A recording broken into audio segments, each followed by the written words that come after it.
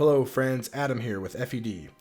Today I'm joined by a very special guest. He's a huge figure in the Fire Emblem community. He's really burst out onto the scene the past year, and he just makes amazing content. Everything's so polished, looks good, sounds great, and the information is top notch.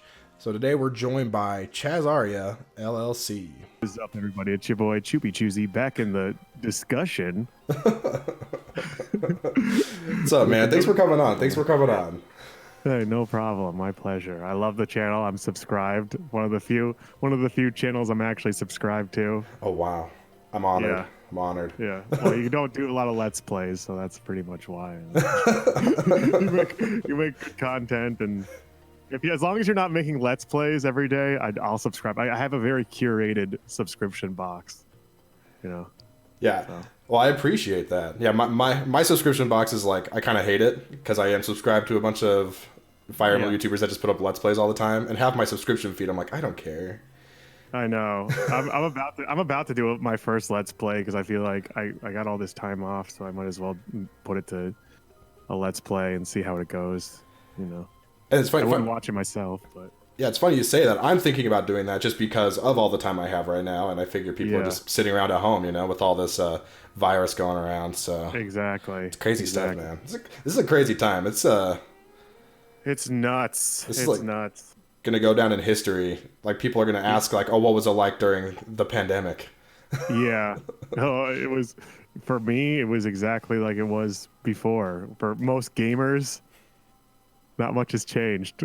Still avoiding sunlight. Yeah. Now my pension for staying inside and playing video games all day is like acceptable. Yeah, it's justified. Completely, yeah. You're helping. Yeah. You're saving the world. All right. So today I brought Chaz here to talk about skill builds, particularly like for endgame. For Fire Emblem Three Houses. He's made tons of videos on skills and mastery skills and things to focus on in Three Houses, and they're really great, so I figured he'd be a great one to bring on for this. Oh, yeah. So we're just going to go over some of our favorite builds from our personal playthroughs and just kind of talk about them, critique them. Before we do that, I wanted to ask Chaz, what do you look for when creating a skill set for a unit, or what do you focus on? I like to focus on ease of investment. Like the skill sets that I'm gonna present, some of them definitely aren't that, but I definitely look for like Ignatz. I really like because and Linhardt, for example, because there are two people that you can just set it and forget it. You can put Linhardt on Faith, put Ignatz on Bow. That's it. Like, that's all you need to do, and they're good. So really, when it comes to skill sets, I mean, there's something to be said for creative skill sets for sure, but I like specialization. Like, I like having one person with one specialized job, and that's it. You know, I'm much the same way. I like to just ease of use kind of thing. A lot of people are dropping these crazy skill sets, you know, with sort of like everyone's so proud that they have their Felix Go Dancer for Sword of Void, and then they give him Alert Stance Plus, and they're like, oh, he's a dodge tank, but that's a lot of work in my opinion. And yeah, it's a lot of work. It's easy to do. This game gives you a lot of opportunities to grind, even on mania or even on harder difficulties. Like, rusted swords exist, and like just because of their existence, like the opportunities you have to get whatever ranks you want are plentiful. Oh yeah, you can grind to whatever. That's just how it is. So it's whatever you want to do. But I kind of base it off the classical sense in a Fire Emblem, where I like units that require not much investment to be good and are contributing throughout the entire game. Like, they're not just like end game or early game, you know. Like, hello? No, I'm here. Sorry, I'm sorry. I was just making sure you finished your thought. Sorry. Okay. Oh no. Okay. Sorry. So like, they're just not. I mean, it's fine. Like for Dedue, for example, like Dedue falls off really, really hard end game because of the amount of the amount of magic, or not even magic, like hybrid classes that show up in Blue Lions, but is pretty good in early game.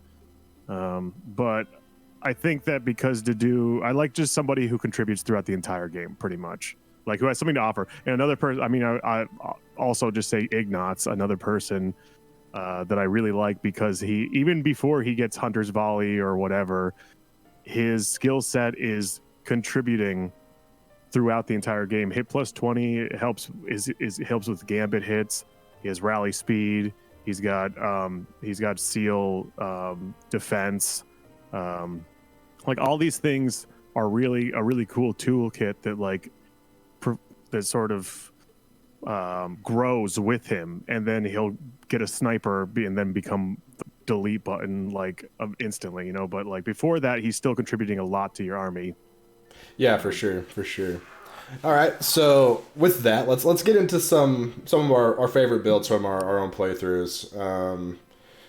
I'll go first. I think one of my favorites I've ever had, this was on Golden Deer, so Verdant Wind, and this was like end game for reals. I had Leonie stay Pegasus Knight for most of the game, actually, and just had her with like bow prowess, darting blow, bow crit, alert stance plus, and bow fair. Mm-hmm. Flying is stupid good in Three Houses, being able just to dismount and stuff, even like there's no risk to being a flyer. It's stupid. Yeah, exactly. I don't understand why they did that. Like, I feel like flyers would be way more balanced if they just made dismounting more like Thracia. Like, if there's no point, there's no downside to it, Yeah, like zero downside to dismounting, so yeah. It's stupid. But makes them really fun to use, I guess. Yeah, it does. It's one of my favorite units for sure. Like, doesn't matter what you do with her, she'll always turn out really good. And especially when you put her in one of the best classes, like, she's gonna do really, really well. She learns point blank volley, but like I found that she doesn't really need it. Oh yeah, no. Like what you got going on here is like all you really need.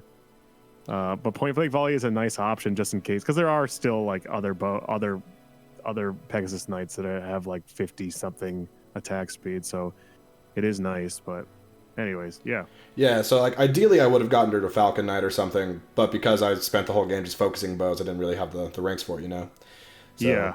But with bow fair and bow crit, she just destroyed everything with like a killer bow. So yeah, fun stuff.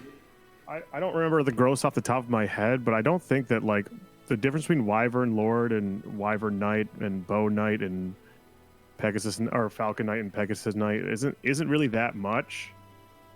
Off the top of my head, hold on. I'm trying. I don't. The growths are pretty similar, but the bases, the like stat bonuses for changing classes are pretty. I think it's substantial. Pretty substantial, but it doesn't make a big enough difference in the end, I don't think. Well, did you give her like? Well, I guess there's nothing really else she could go into. Well, maybe no, you can't do Bow Knight, right? Or gross for bases. Well, that's the thing. I actually did in that playthrough. I got her to the point where she could be a Bow Knight. It just never felt better. It's difficult. It's difficult to get Falcon Knight because of that sword rank for sure. I mean, there's a lot of you have flying, sword, and lances. I mean, 3 things that, and most of the time she's not really going to be. I mean, what's she going to be able to use swords for? There's not many. If it's something that they can use, like that's great. But if it's like, something that they're just like building just for a class rank, it kind of sucks. Or like just for a mastery, so like swords for Leonie is an example. Yeah, for sure. And the great thing about Pegasus Knight for her, she starts off with like D+ lances. So yeah, even if you do, like, you just have to get her to like, what is it, D flying or C flying, and she's good to go. Yeah. So it's really. Do they both? Does I forget if Pegasus Knight has a Void +10 built into it, or if that's just Falcon Knight. Yeah, all flying classes have the +10 of it. Why are they even better? That's so stupid. I don't know, like, why they like it. They really just like flying, but it's great. That classic. That's classic alert stance. Yeah, it's pretty basic, but it gets the job done. Yeah. Right. You want to take one? Yeah. So this one, so all mine are from my Silver Snow Maddening, which was my second full playthrough of the game. So it's not like I have a much better idea of how to build units now. I was still kind of experimenting, and that's the thing. Like, there's a misnomer now, like that in Maddening you have to there's no room for experimentation or to play it around, and that's not true at all. Like, there's plenty of room. Maybe like there's not much room, like early game, but like once you clear like chapter 4 or the spiral tower. Once you get past like chapter 5, the game really opens up for you. You got plenty of room to play around. So this one was me realizing that none of my units are going to double, like, ever. Very few are going to double. So what I'm going to focus on is getting, and I've realized that most units, like, I just wanted, this was called the chip and dip, and he was called Mr. Chip during the playthrough. It was like a huge meme, Mr. Chip, and he would just like go in and poison strike and then set up for everybody else. And it is really, really basic. He just has like crazy range, crazy movement, and really when it comes down to Lorenz, it comes down to him being sort of he doesn't have anything he's like amazing at, but he's reliable. He has really good hit rate. He has really good spells that have good hit, and he has a white magic spell list that really complements him being mid to front. This wasn't a build that I used to like take damage like I did in the mains playthrough. I had like a Lorenz that we made to be like pretty much a frontline tank. This was somebody who was an assist, and dealing a lot of damage for setups for kills because no one was doubling who didn't have like swift strikes or anything like that, or for the amount of crazy monsters you deal with on Silver Snow. Poison strike really helps because the poison strike actually procs after you deplete a health bar of a monster. So it really helps the next health bar that comes up. It takes a big chunk out of it. Does it really, like, I was wondering now, like, does it really, like, don't the monsters have like a skill that makes it so poison strike does like half damage to them or something? Or is that only like certain bosses? That's bosses with dragons. With what's it called, dragon skin on it, or whatever it's called, that has it negates AoE damage. And so I was using that a lot. That worked pretty well for me. Really, I like units with restore, or is it recover? I forget which one. Yeah, the one that recover, the super heal. Recover, yeah, the super heal. I like units with that because it's really a nice heal that like lets them. They don't have to focus on. They don't have to have any items or classes that focus on healing, and they can still do incredible amounts of. They can pretty much fully heal anybody. So I really enjoyed that, and it was just a fun build to play around with. Yeah, for sure. I think recover is super slept on, by the way. Oh yeah, I think people are always talking about physic and fortify and whatever, but recover comes in clutch, man. Well, you see who recover they put recover on. They put recover on like mixed hybrid units. It's on Byleth and it's on Lorenz. I don't remember who else has it, but like and who the new guy, what's his name? Yuri has it, right? Yuri has it. Yeah, they put it on mixed guys, people who are in either front or mid, and it's just like comes in clutch. It really does. It doesn't have that many uses. I think it only has 5, but I mean 5 full heals, like it's nice, Yeah, it's great. Sure. All right. Let's move on to another one. So you're very passionate or loud about your feelings on Lysithea. Yeah. But she happens to be she's my favorite unit. So I've used this build on literally every route. So go ahead. Don't worry.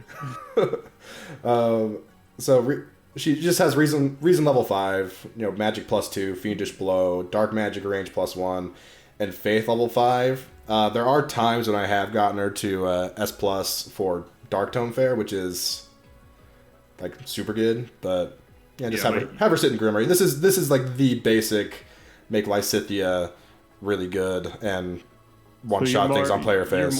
You're more the Seraphim kind of guy, right? You like the white magic because better hit rates. It just depends. I end up using Lysithea a lot. So especially like Golden Deer endgame, I was running out of spells, so having Faith level 5 on so I could hit, because her hit rates suck sometimes. Yeah. Yeah. Well, it's at least it's always made up by the fact that she get that 30 use tome, or 30 plus 30 hit battalion works wonders for her, honestly. Once you put that on her, it's not even a problem. Like, people don't realize like how that luck is like a really big factor in magic hit. It's like as big of a factor as dexterity. So that's where not only the tome hit rates, but it's the fact that she doesn't really have any luck growth that really hurts her. But it doesn't even matter, because that battalion makes up for everything, really. I had that battalion on Lorenz when I was playing my Silver Snow, and there was he never, not even once would he ever have anything less than 100% every single time. Yeah. It's good. Yeah, the evil, the MacQuill evil repelling company or whatever it's called. Yeah. Yeah, it's a really, really good battalion. And she definitely makes use of it. Yeah, I mean, mid game, I feel like she kind of needs it to be reliable. But yeah, I love Lysithea, so that's her. Yeah. Okay.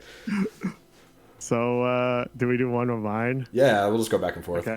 Okay. So this is Byleth.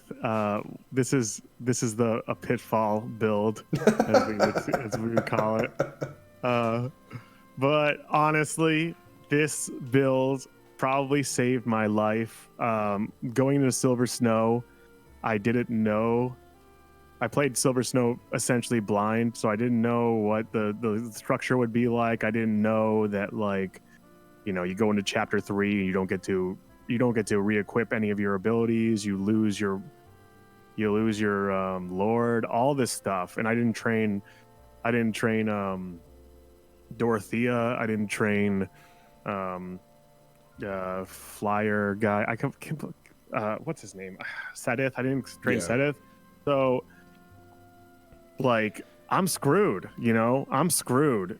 I'm sitting here with like, really, I'm like done. I had no idea, but this build right here, like, saved my ass pretty much. So, people don't like White Magic of Void or the Budding Talent because Nosferatu is not very good. I agree. Offensive White Magic just isn't really that great. It sucks. But that's not really the point. The point is to dodge completely. And with White Magic of Void and Faith level 5 and on a forest and equipping a heal tome, like not even an offensive magic tome. You can equip heal tomes, right, in this game. I didn't know that. That's 100% avoid. And that's what got me through so many moments in this game where I was, because I was playing blind, I didn't know what was going to happen next. Got me through. That chapter 13 let me last, and certain units, like my Petra, who had stealth, I could go in with Byleth. The enemy would always go after this magic dodge tank. Wouldn't go after any Petra, and she could do crazy because no one would touch her because she has stealth. And as long as Byleth is in range, boom, boom, boom, boom, boom. Yeah. Anyways, I just found it to be. I mean, I certainly agree that there are other builds that are way better. I mean, you can say that about literally any unit ever.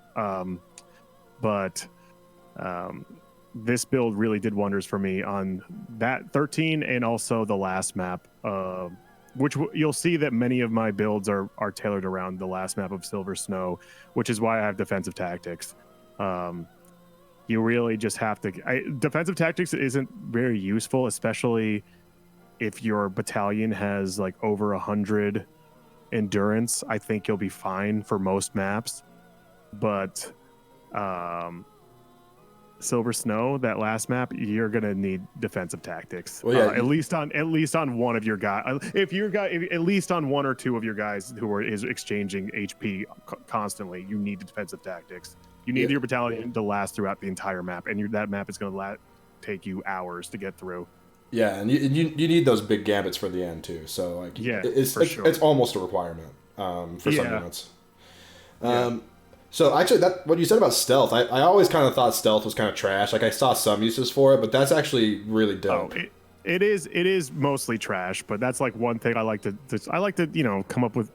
It's fun just to come up with like cool synergies between units and whatnot.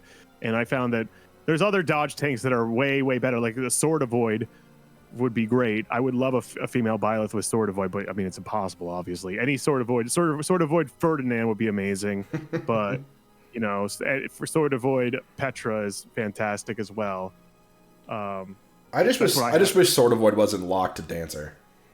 That's the thing. I like the fact that there's a weighted choice between Dancer, which is obviously an amazing class that provides an incredible amount of utility, but then you also have this thing like, we can take this exclusive ability and put it on a more offensive class, and arguably that's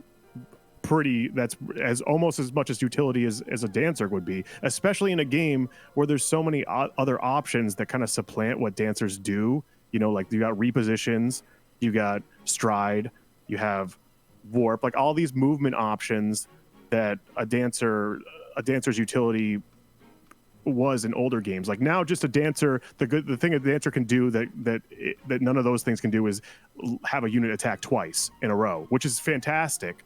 But it's also taking away those other aspects that I think that people view the game still in the lens of older Fire Emblem, and it's really not. This there's so many different tools here, and it's a whole different paradigm.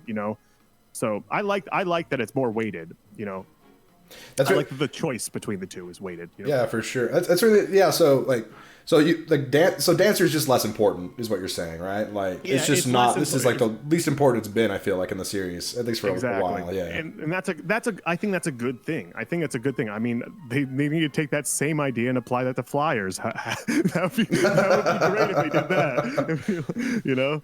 But they need to have like some weighted. Like you need to consider. I like having those considerations. That it's not always A is greater than B. That's why we have these strategy games. So sometimes there's situational merit to doing something else. I don't know, unless you're playing like Sacred Stones or something. That doesn't matter. Yeah, well, you won't catch me playing that game.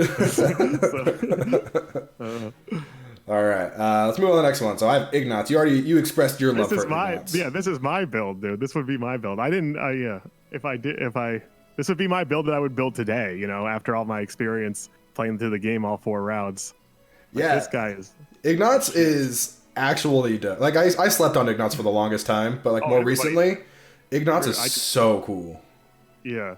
He's just fun to use, and, he's got so much to play around with. You can, like you said, you're swapping out hit plus 20 or for rally strength. That's a consideration there. Like, sometimes you, say to yourself, do I need this hit plus... Do I really need a hit plus 40? But you can make that consideration, and rallies are sick. And I took off close counter for Beaufair for sure, just because I don't really use him to take hits. I mean, he can take one hit sometimes, but that's what I did for. But what I really like about him is just there's so many things you can do with him with that hit plus 40.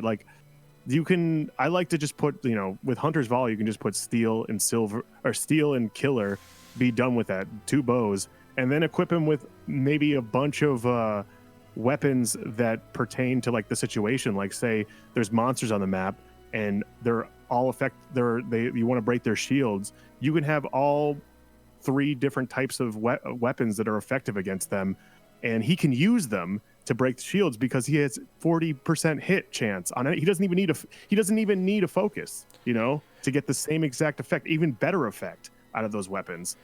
Yeah, and he is your early game, at least, is your most reliable gambit guy. Yeah, just because sure.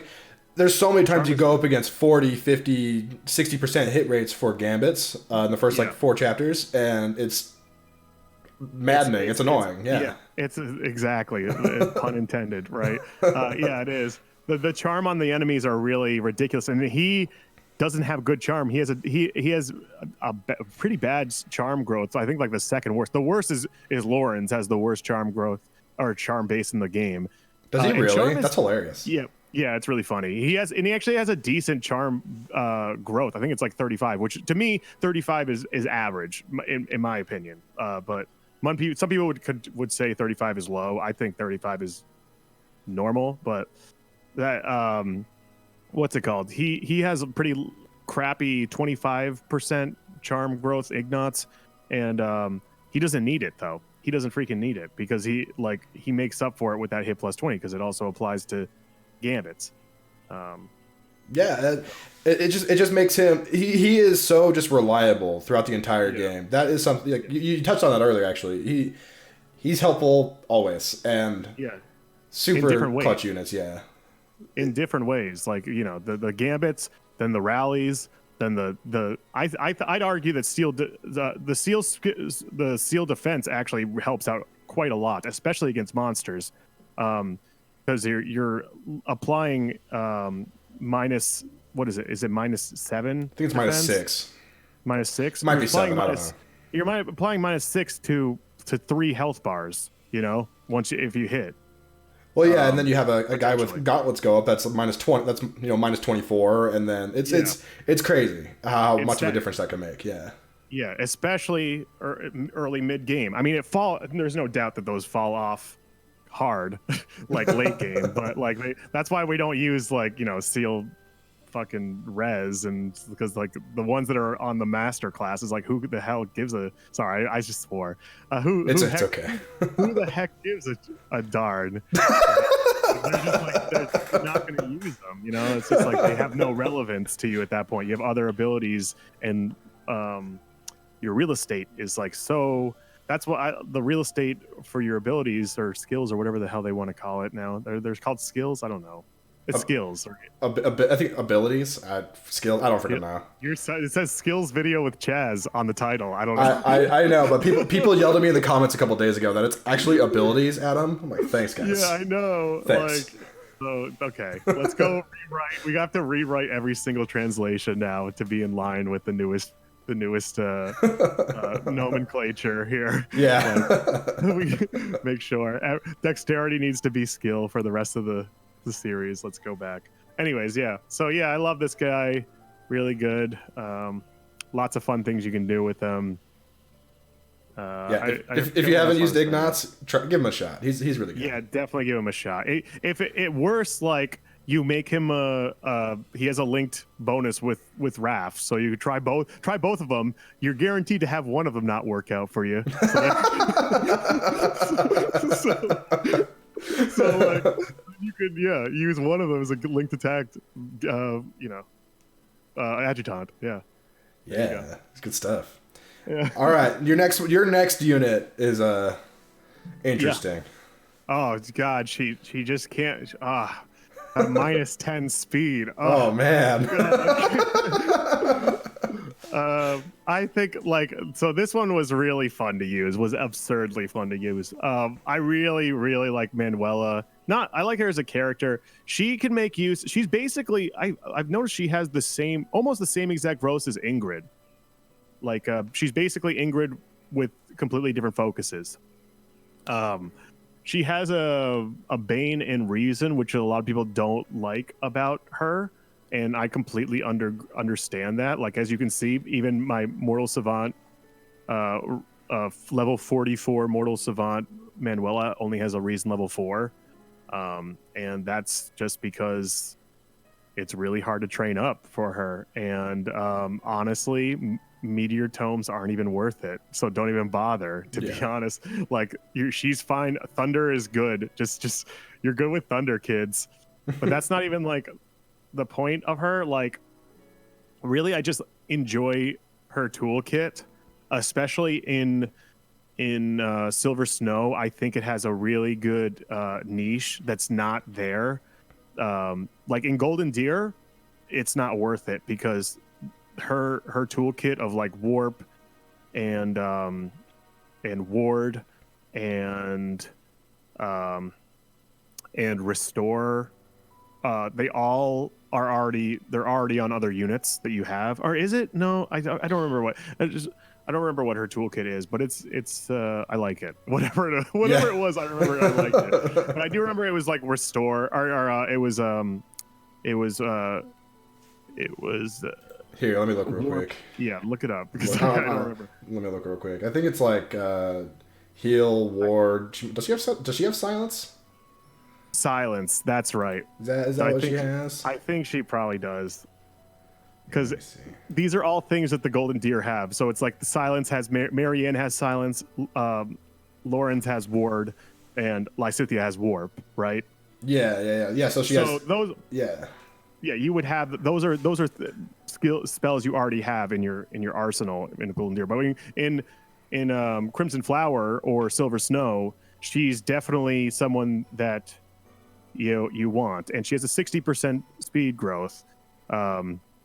So basically, for like the way it started was, oil and water. Her paralog just reclassed her as a thief and gave her Geralt's mercs and just had her dodge so we could save her. And that's always a really viable strategy for that map. And then she just kept on getting speed. I'm like, wait a second, why is this girl like she just won't stop getting speed like every single level up? And yeah, 60% speed growth. I just like her because she's once again she's one of these units that has a lot of different things in her toolkit.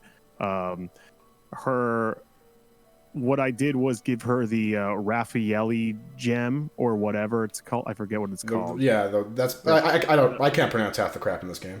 Yeah, I gave her a bunch of different things she can use in her storage. So this is the final map that she could use, like a catechist staff, the Raffaelli gem.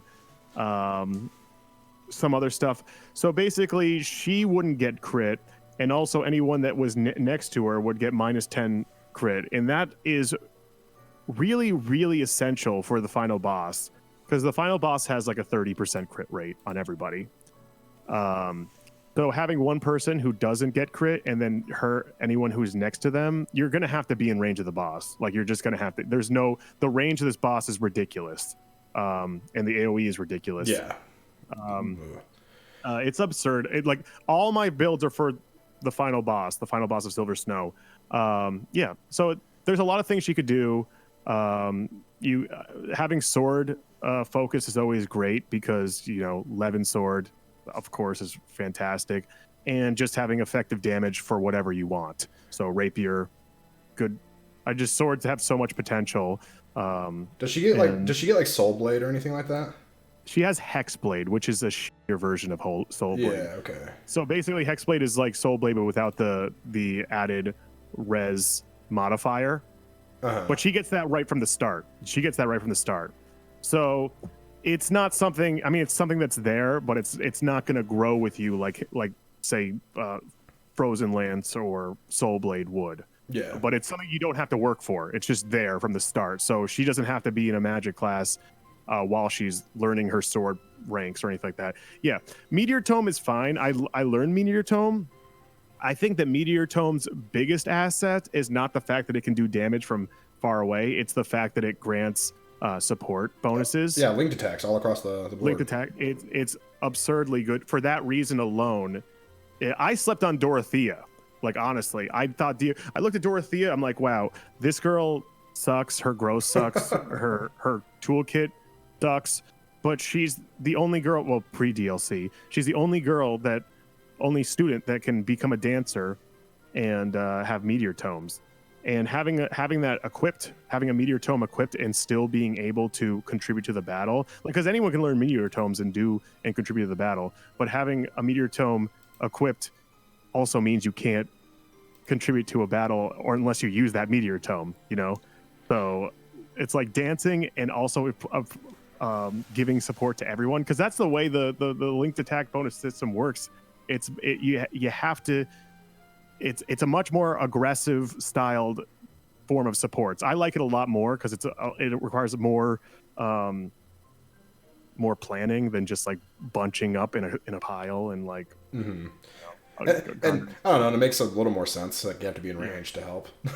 Yeah, exactly. It makes more sense. I like it a lot more, honestly. It's not as brain dead as the old support system. Yeah, look. I know. Looking at Manuela now, you think like Darkflyer is now like the new meta for her. That's probably where you put her. Yeah. She's got good spells that you don't have to go to Reason level 4 or anything like that. But I mean, that's not why you have her.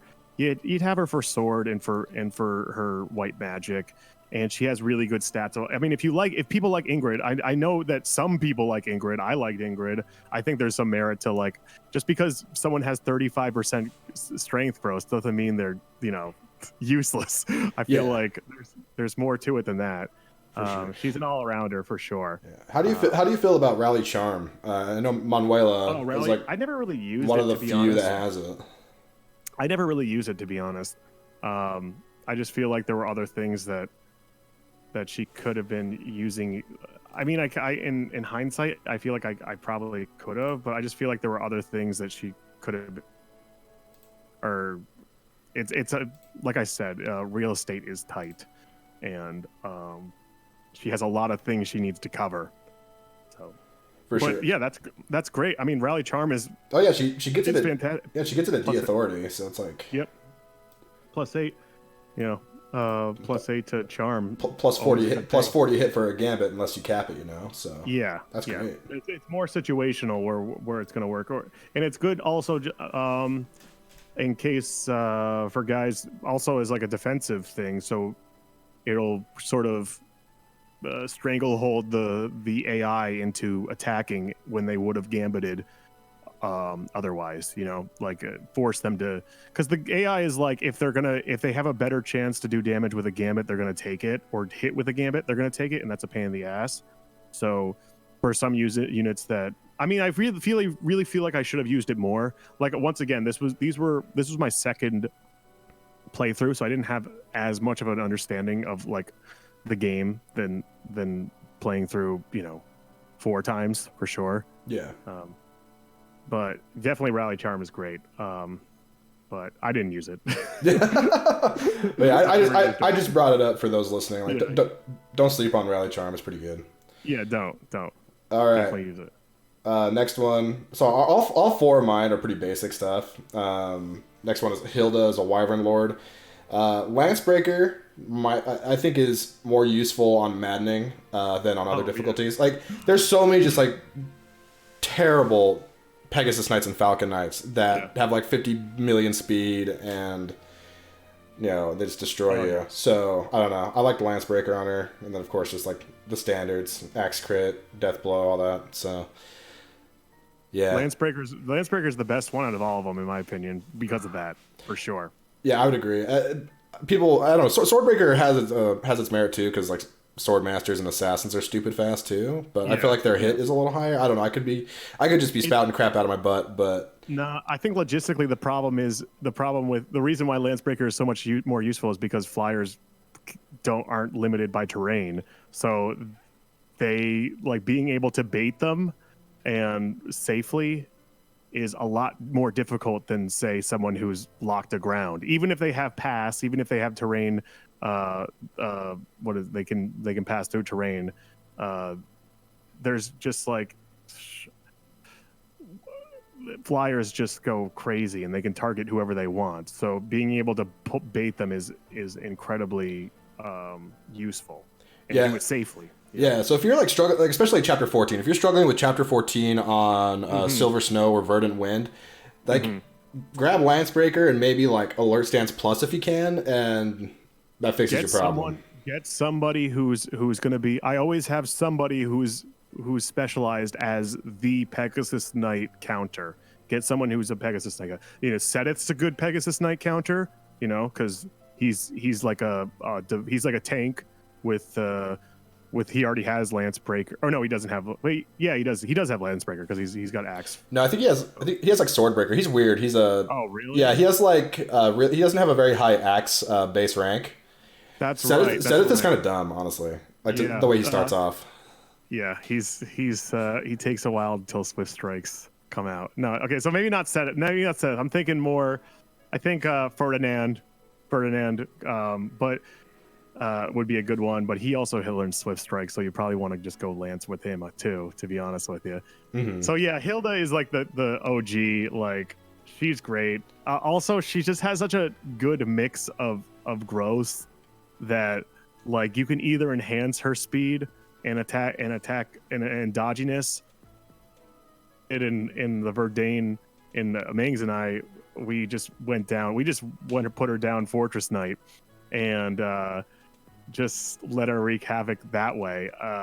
So she's just an incredible unit in either way, but definitely you should have somebody on your team who's focused on being a pick for Pegasus riders. And I would recommend they don't have to be fast. You don't have to compete with their speed because you're never going to win. Yeah, you're not going to. Yeah.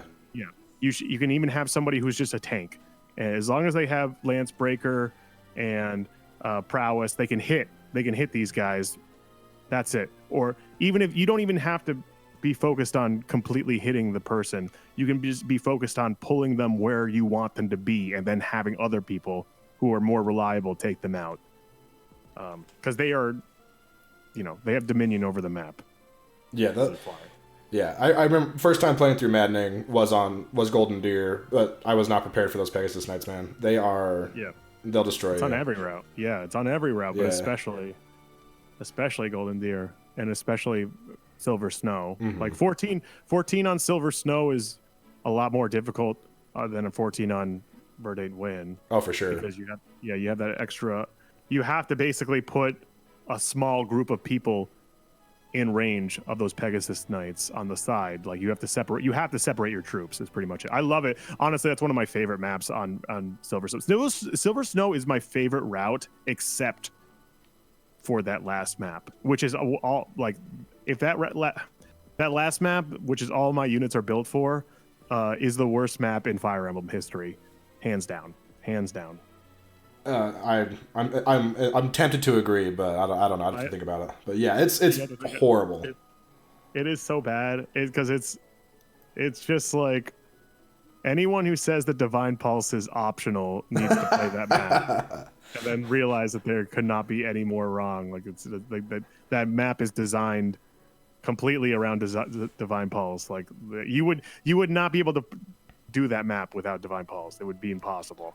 The amount of time Miracles procced on my playthrough on that map, disgusting. It's 30% at least for everyone, even the monsters with multiple health bars, and you have to take care of all. And it's a map that, like a lot of maps in Three Houses, disguises itself as a just kill the boss map, but it's really just a route map. Like you have to kill everything on that map, or else that boss is going to be unbeatable. I wonder if a one turn is possible. I don't think it is. I haven't looked into it at all, but I don't think it is because that boss also has Miracle. Yeah. On every health bar, so you don't have any lords on that route. Yeah. And man. That's the biggest gut punch. I wish they replaced. I wish they would have like buffed Seth or something just to give you another character to help you out a little bit for at least for chapter 13. This character helped me out. This next one. Ooh. Caspar Grappler. I understand why people hate I think that Caspar he's one of the worst units. I think that honestly, he's one of the worst units for sure. But and you say that nobody in Three Houses is bad. That's the thing. Everyone's pretty good, but Caspar is just not as good as some of the others. Yeah, exactly. He's not. That's the thing with all all the brawler line people, all the brawler line classes, is that the thing is they require so much investment, like I said, to get to a point where they are reliable. Like they need, a lot of them need quick riposte, a lot of to have some enemy phase, even just because, you know, if they want decent enemy phase, they equip an axe, but even then they're just slow as hell. At least Raphael has HP to make up for that, which is nice, but that's still, I don't know. Anyways, this guy, like once you get grappler, once you get quick riposte, once you master grappler and he learns Fierce Iron Fist, this guy is the miracle slayer. Like if it's not the first time, it's the second time, and if it's not the second time, it's the third time. He's gonna punch through in one hit KO at least once, and you need to overkill on this map in order to do it. So he's the grappler you get at the beginning of the game. I recommend that you stick with the characters you get in Silver Snow. Don't focus on anyone else because you need them for 13. You know, yeah, like that's. I didn't train my Dorothea, and she died on 13, and I was just like, yeah, you know, there's no way I'm gonna save her. Whatever, you gotta just keep it going. And I should have trained Dorothea because I didn't realize how good a dancer could be. With anyway, so this guy was really really integral. He got the killing blow on the boss. He did the most damage.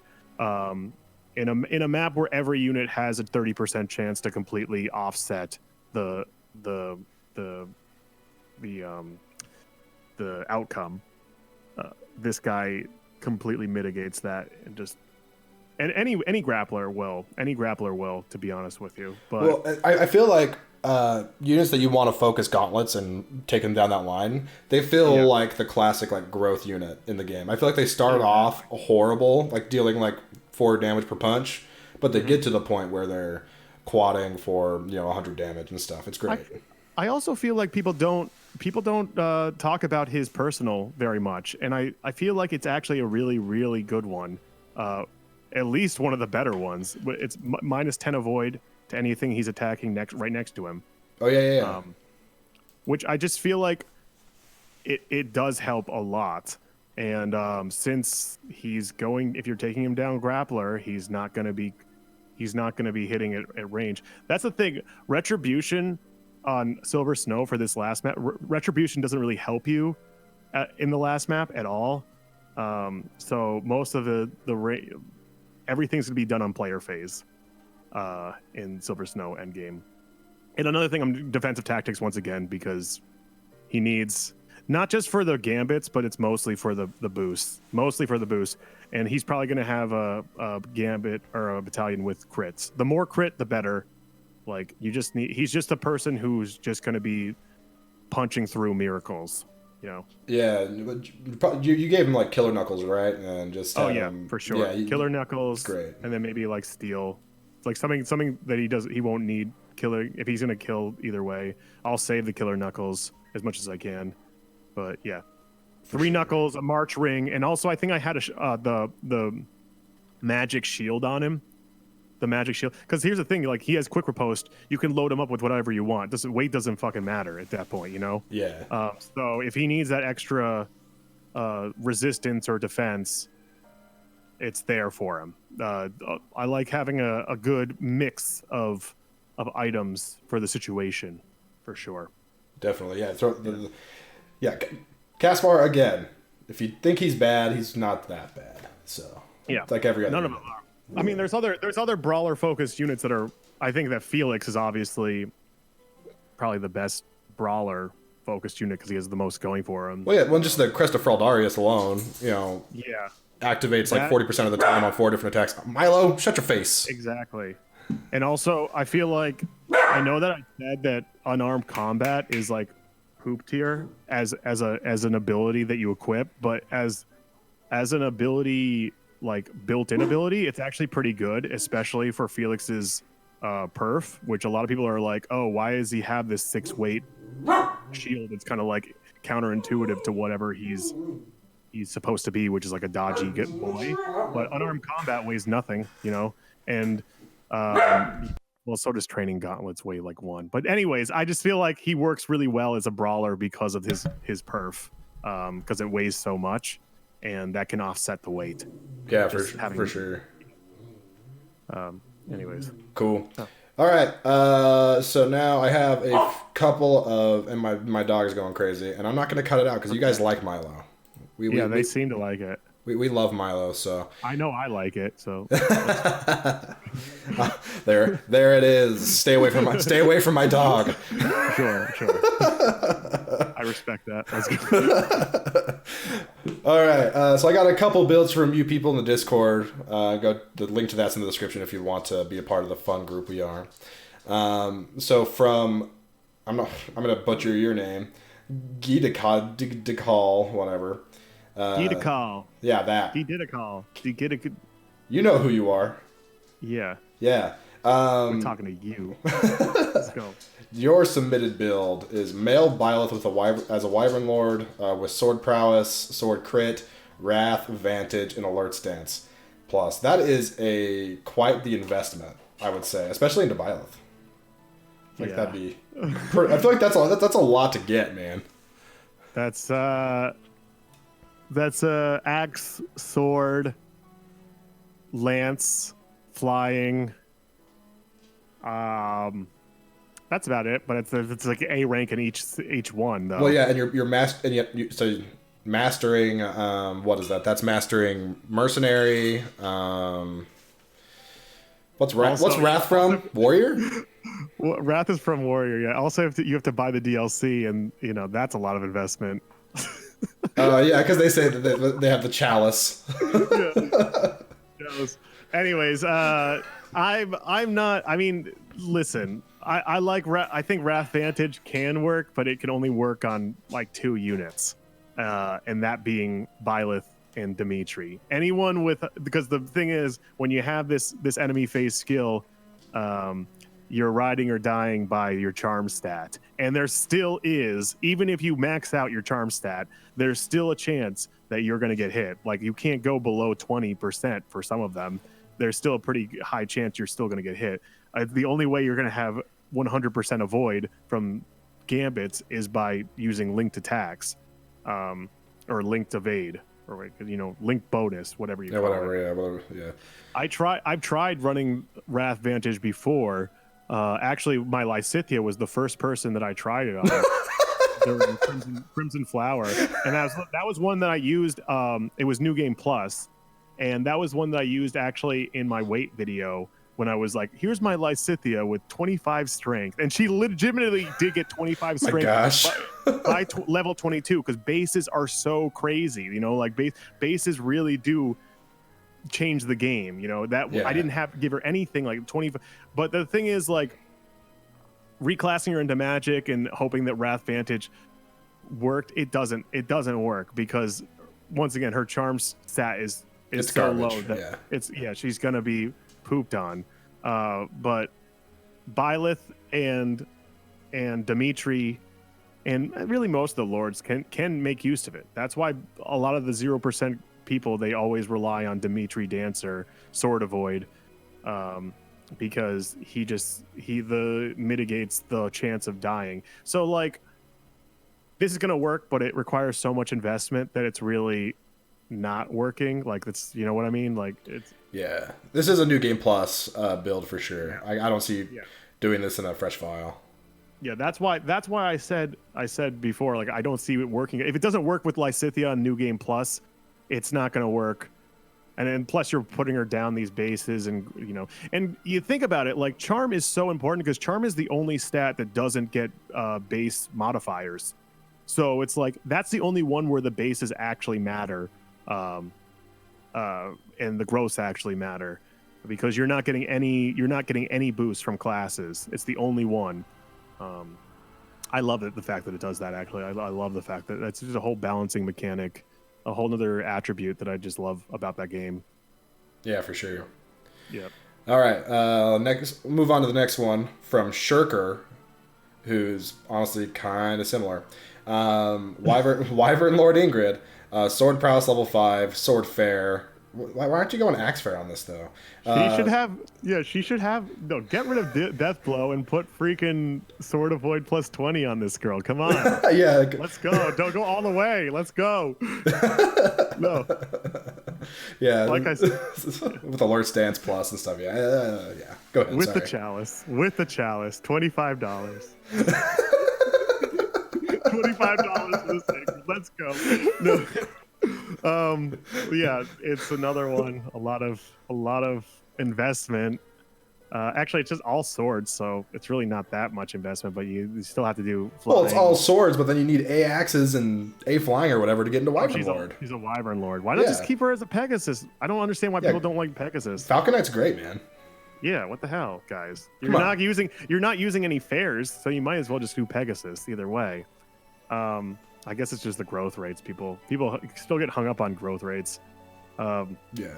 But no, this looks fine. I love Ingrid. I think that Ingrid, people get hung up on that 35. People get hung up on all the 35% growth units, which obviously it's not consistent. You know, it's you're running on RNG despite even modifiers and whatnot. Like, you know, it's still 40%. 40% in old Fire Emblem games, it's a great growth, but I mean, comparatively, it's not so much.